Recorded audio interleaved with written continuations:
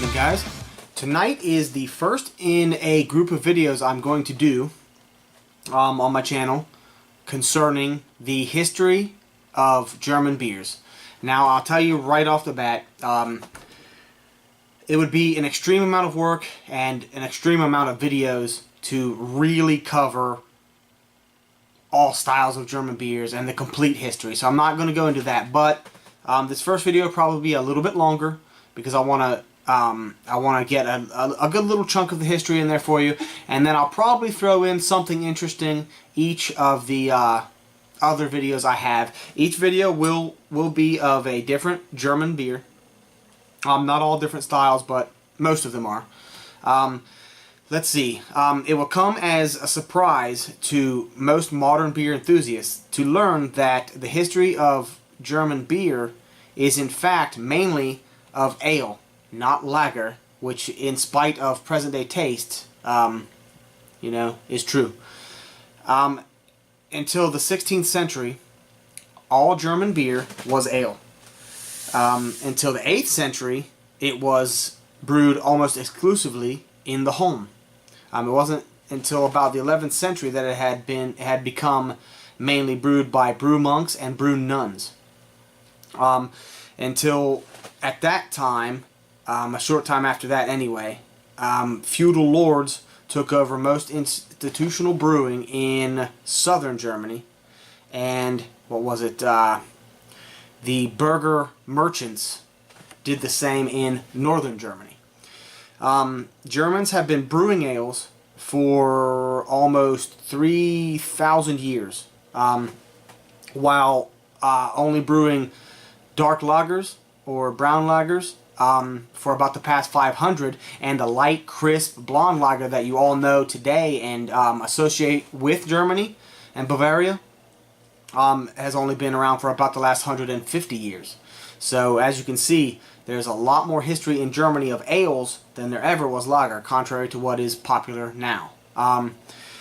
The hoppy pills started its popularity, which is a very much newer style of German beer, but it started its climb to popularity about only 30 years ago. So it is the newest of, pretty much the newest of all the styles, of the big styles anyway.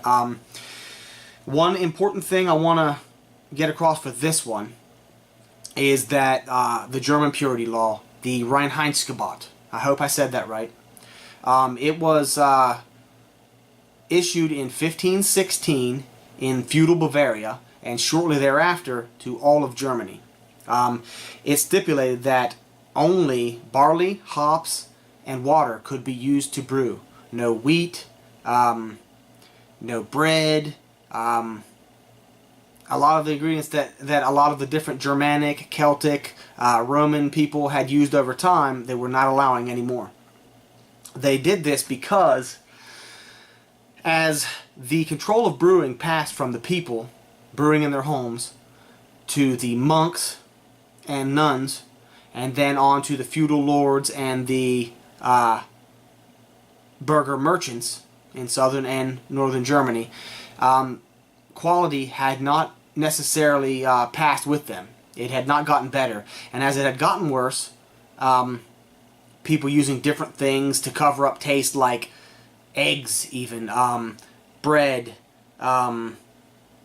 juniper berries, all sorts of things they added, it did not necessarily get better, and the coffers of the feudal lords and the burgher merchants and others were not growing to their satisfaction.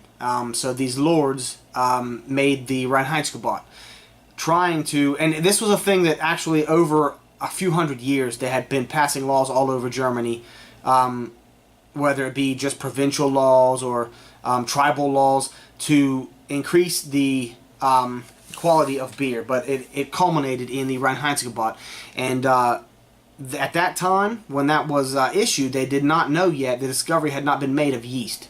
So like I said, it was barley, hops, and water. That was all that was allowed. And the Reinheitsgebot is still the oldest in-use food quality law in Germany.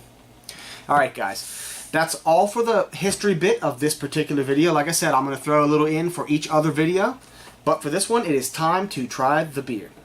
This is by Ayinger. It is this brewery started in 1878. This is Celebrator Doppelbock, finest Bavarian double bock. It comes in at 6.7% ABV. As you can see, it's a really cool bottle. Really cool bottle. Got the little ram hanging from it there. Celebrator. I think this was first brewed as a celebration sort of ale. Dark, malty, and rich, it says on the back. Brewed and bottled in Ayinger, Germany by M. Brutiel par Brewery Ayinger.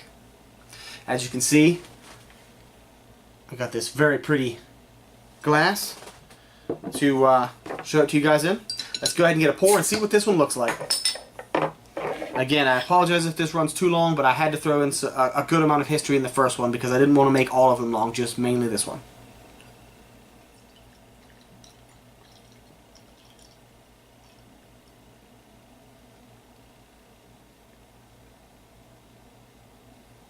Almost fit it all. Not quite, but very close. It pours with a nice 2 to 2.5 finger, off-white, somewhat, I don't know, like the froth on a cappuccino, pretty much. The foam on a cappuccino. Very mocha colored. And now it is very clear and very dark. It is not black by any means, but it is a beautiful, very dark amber color. For those of you that are familiar with a very dark Belgian candy sugar, this is almost that same color, that molasses, sort of a really dark burnt caramel sort of a color. Very pretty. Lots of ruby hues in there. Let's get a nose and see what this one smells like. You get some like somewhat sweet smelling chocolate. Not quite bittersweet, but nice chocolate aroma. A little bit of coffee, toffee, maybe some raisins. That smells very delicious. Very malty, rich, a little bit of caramel. Sort of sweet. Let's get a taste and see what this one tastes like. I'm pretty excited.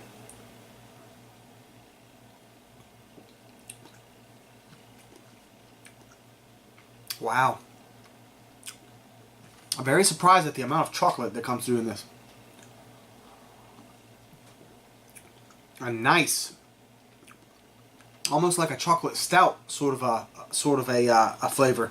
Not quite as rich and malty as a a dark black, pitch black stout, but a good little bit of chocolate. Very rich, smoky, sort of a malt flavor. A little bit of that sweet caramel. Maybe a little bit of that raisin coming through. There is a little hop on the back end, a little bit of that floral bitterness.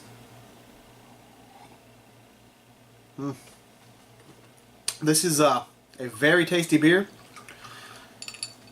I'm just recently started getting into some of the German beers, Bavarian beers, lagers, bocks, Hefeweizens. I've always liked Hefes for a long time now, but my main efforts have gone into getting a lot of stouts, IPAs, and Belgian beers.